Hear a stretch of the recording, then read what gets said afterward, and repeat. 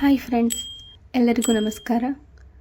ಕ್ರೋಮೋದಲ್ಲಿ please weight ಅನ್ನೋದು ಇನ್ನೂ continue ಆಗಿದೆ.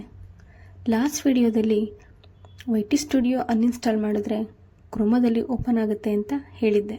ಕ್ರೋಮೋದಲ್ಲಿ ವೈಟಿ ಸ್ಟುಡಿಯೋ ಓಪನ್ ಆಗಬೇಕಂದ್ರೆ ಅನ್ಇನ್ಸ್ಟಾಲ್ ಮಾಡಲೇಬೇಕಾ ಅನ್ನೋದು ಕೆಲವು ಪ್ರಶ್ನೆ.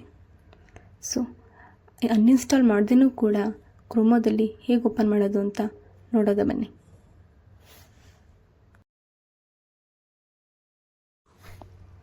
ಕ್ರೋಮೋ ಆ್ಯಪ್ನ ಓಪನ್ ಮಾಡಿಕೊಂಡು ಸರ್ಚಲ್ಲಿ studio.youtube.com ಅಂತ ಸರ್ಚ್ ಮಾಡಿದ್ರೆ ಈ ಥರ ಇಂಟರ್ಫೇಸ್ ಬರುತ್ತೆ. ಅಲ್ಲಿ ಫಸ್ಟ್ ಒನ್ ಯೂಟ್ಯೂಬ್ ಸ್ಟುಡಿಯೋ ಮೇಲೆ ಕ್ಲಿಕ್ ಮಾಡಿದ್ರೆ ನಮಗೆ ಯೂಟ್ಯೂಬ್ ಸ್ಟುಡಿಯೋ ಆ್ಯಪ್ ಓಪನ್ ಆಗುತ್ತೆ. ಬ್ಯಾಕ್ ಬಂದು ಅಲ್ಲಿ ಮೇಲೆ ಕಾಣ್ತಿದೆಯಲ್ಲ, ಅಲ್ಲಿ studio.youtube.com ಫುಲ್ ಟೈಪ್ ಮಾಡಿ ಸರ್ಚ್ ಮೇಲೆ ಕ್ಲಿಕ್ ಮಾಡಿದ್ರೆ ನಮಗೆ ಈ ಥರ ಇಂಟರ್ಫೇಸ್ ಬರುತ್ತೆ. ವೈಟಿ ಸ್ಟುಡಿಯೋ ಆ್ಯಪ್ ಆದರೂ ಓಪನ್ ಮಾಡ್ಕೋಬೋದು, ಇಲ್ಲ ಕ್ರೋಮೋದಲ್ಲಾದರೂ ಕಂಟಿನ್ಯೂ ಮಾಡ್ಕೋಬೋದು.